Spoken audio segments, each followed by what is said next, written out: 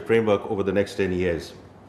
Also, over the last 2 to 3 weeks, thanks to again the great effort and work done by the Ministry of Climate Change, we have had very constructive discussions with the IMF team with respect to the resiliency fund that we requested last year, and we have made very meaningful progress around that, and inshallah we will hear from them pretty soon on that front as well.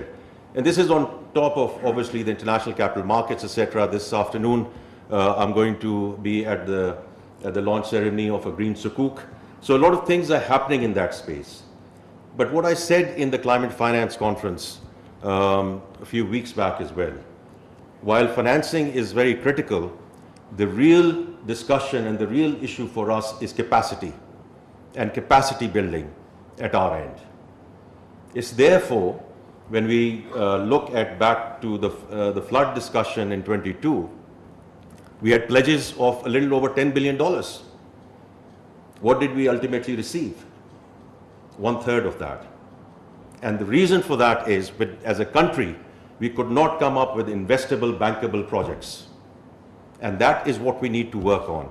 And that's where the technical assistance is as important as the financing that we require as a country. Now, coming to the glacier discussion, Secretary Planning and Head UNDP, of course, the video that we just saw, put the what and the why part in context as well.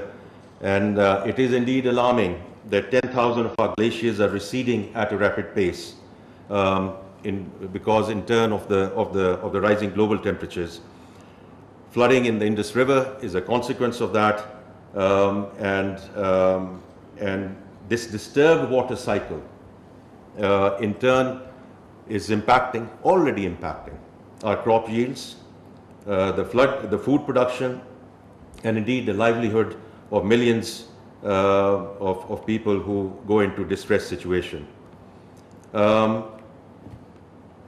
During this crisis, when we talked about the flooding in 22, GLOF events struck, and we in turn now have, from what I understand, a little over 3,000 glacial lakes, 33 of which are highly volatile and putting at least a little over 7 billion people in grave danger.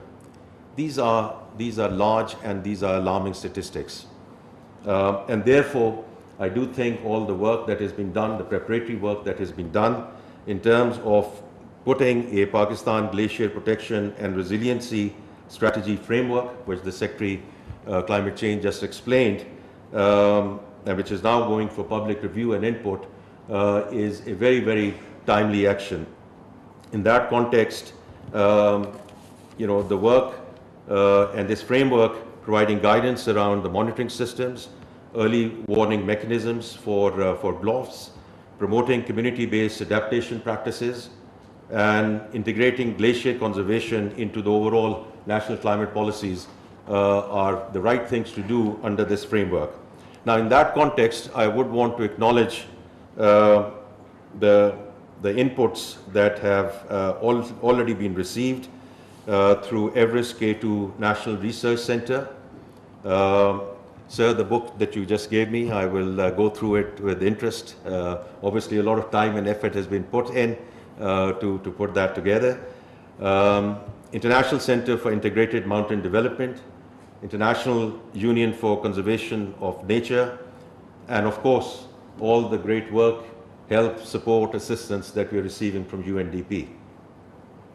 The only thing, just looking at your presentation, Secretary Saba, and you know how our Prime Minister